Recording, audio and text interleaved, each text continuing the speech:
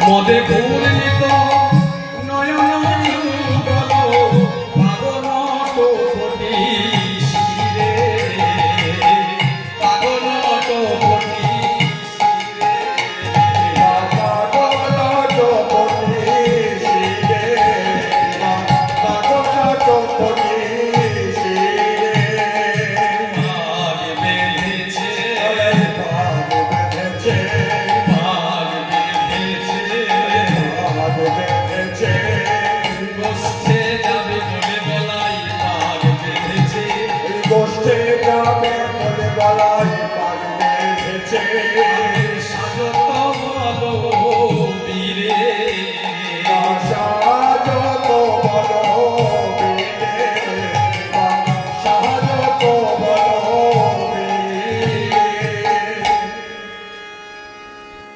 দর্শন করলেন দেখলেন কি দেখলেন বাজাত সব ওঠ বাজা সাজাত বলবি বলরাম দাদা এমন ভাবে গোষ্ঠীর সাজে সজ্জিত তার সাজগোজ কেমন না পাগ বেঁধেছে আর তার নয়ন যুগল গোল গোল রক্তিম আকার লাল লাল আর বলরাম দাদা এই মোটা সজ্জা সেই রক্তিম নয়ন যুগল পাক খাচ্ছে ঘূর্ণি খাচ্ছে আর যেন বাঘ বেঁধে হেলে দুলে গোষ্ঠের সাজে মহাজন দর্শন করে বললেন বলায়ের মুখে নয় যেন বিধু যেন মুখে নয়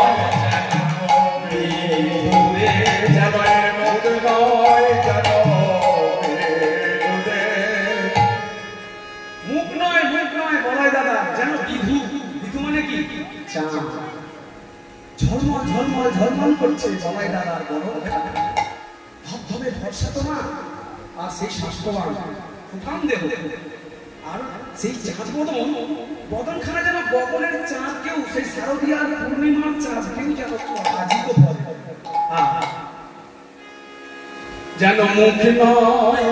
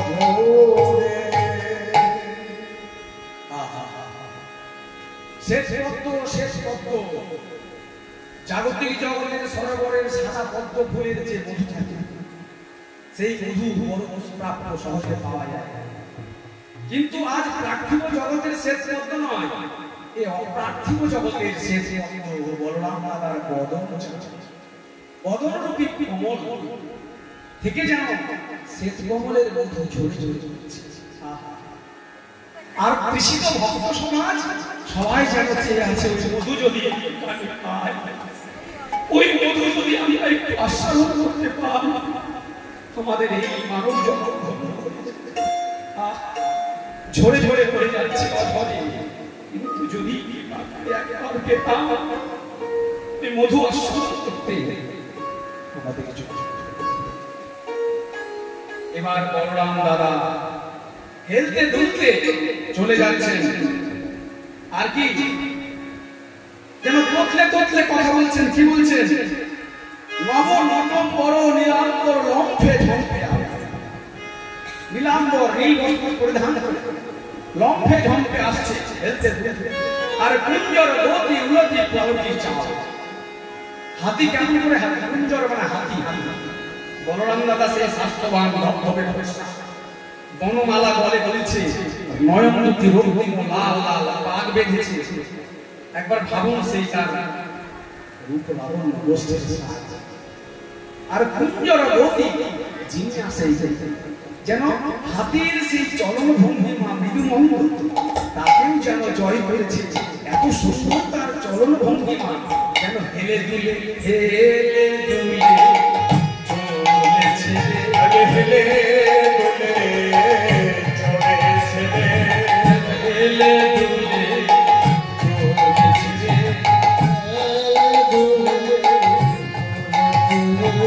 আমার গলায় দাদা আজ বসছে সাজে, হেলে দুলে চলেছে। আমার গলায় দাদা বসছে সাজে, হেলে দুলে চলেছে। মনোআনন্দে হেলতে দুলতে যাচ্ছে, আর পদগুলো দর্শন করে তার নয়নের সেই কৃষিত নয়নে পিপাসা মিটিয়ে দিচ্ছে। অপলক নয়নে এক দৃষ্টিতে চেয়ে আছেন দীপমান। আর বলরাম দাদা কি করেছে কাণ্ড, আজকে দেখুন কি কাণ্ড ঘটে গেছে। প্রথম আজ যেতে যেতে হঠাৎ করে দেখছে কি এই রৌদ্রবেলা, রৌদ্র উঠেছে অনেক লবণে, গোচারণে যাওয়ার দেরি হচ্ছে।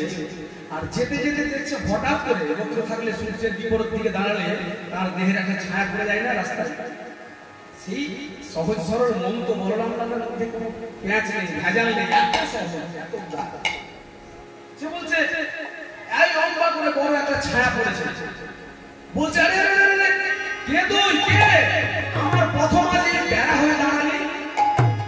সহজ মনে বলেছে আপন তনু ছায়ার হেরি রোখা বেশ হই, হু হু বলি কত তো ছোট ঘন ঘন অঙ্গুলি দেয়।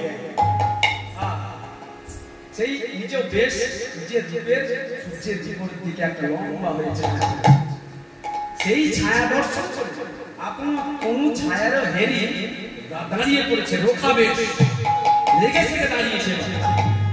কে রে তুই? গোচারণের বেলা হয়ে যাচ্ছে, তুই আমার প্রথম মাঝে দাঁড়িয়ে পড়লি পথ ঘিরে। কে? ছেড়ে দে,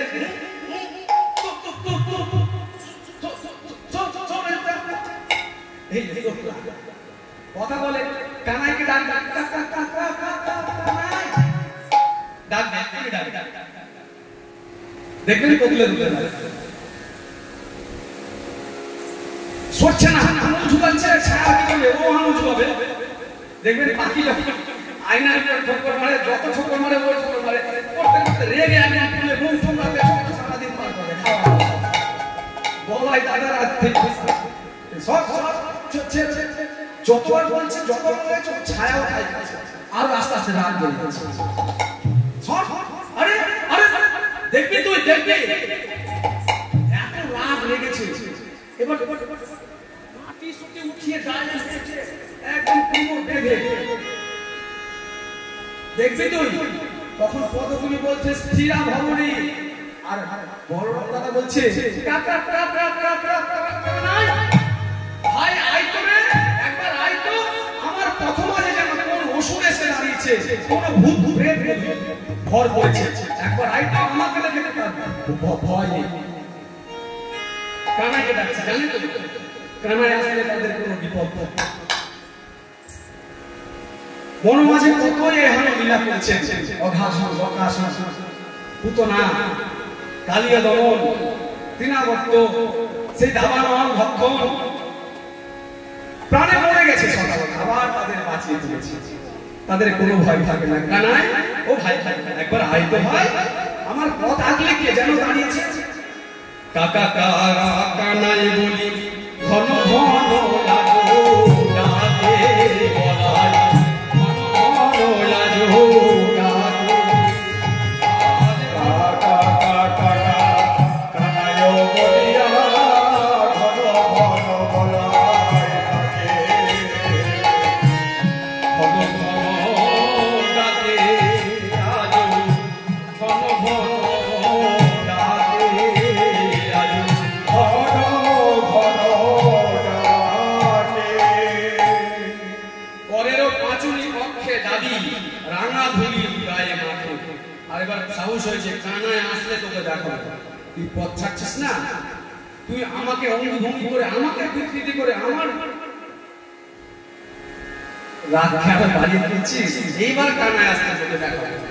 এই আর যেই রেগেছে আবার বলছে কি, কতগুলি দেখছে বলাই দাদা রাত দেখে এই মা ধরিত্রী জানতে ভয় পেয়ে গেছে। আজ কি বা হবে, আজ কি বা সংহার ঘটবে, তাই ধরনের টলমল টলমল করতে লেগেছে।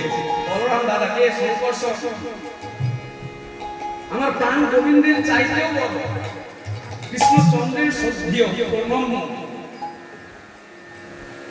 যিনি ভগবান আমাদের কাছে গোবিন্দ, তিনিও বলরাম দাদাকে প্রণাম করেন। দাদা সংঘর্ষ,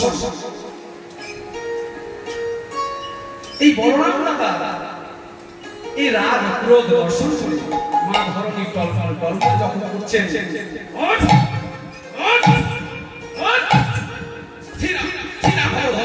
বলছেন পদাঘাত মারি কহে দিন বেরি, পদাঘাত মারি কহে দিন বেরি। কি বলছেন তিনবার পদাঘাত মেরে? স্থিরা ভব ধরণী, স্থিরা ভব ধরণী, স্থিরা ভব ধরণী, পদাঘাত মারি কহে দিন বেরি, পদাঘাত ধরণী।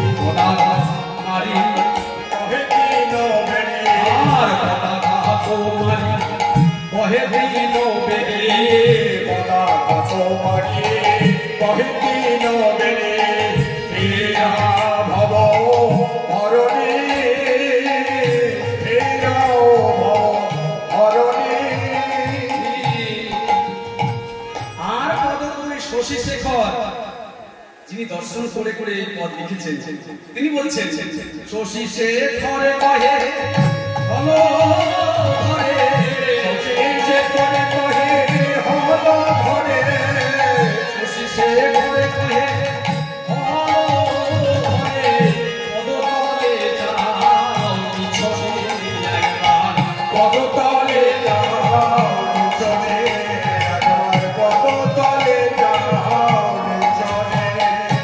চরণ তলে আশ্রয় নাও না, ধরণী ওই চরণ তলে আশ্রয় নাও না,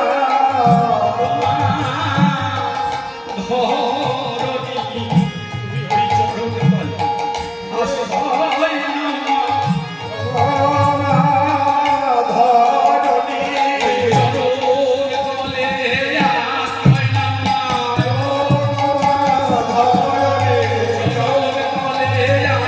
নাও না,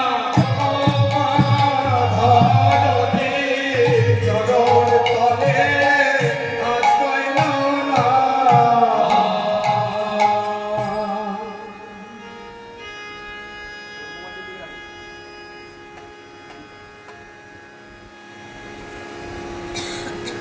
রাধে রাধে রাধে। এইভাবে গোষ্ঠীর সাথে সজ্জিত হয়েছে বলরাম দাদা ক্রোধ সংবরণ করল ধীরে ধীরে। সবাই মিলে জমায়েত হয়েছে কোথায়? এবার বাংলালয়ের পাদদেশে, অট্টালিকার পাদদেশে সবাই জমায়েত হয়ে গেছে। ওরে ভাই কানাই, একবার কথা বল। কখনো চেয়ে যায়, অধিক বেলা হয়েছে, আজ তোর মনের কি বাসনা?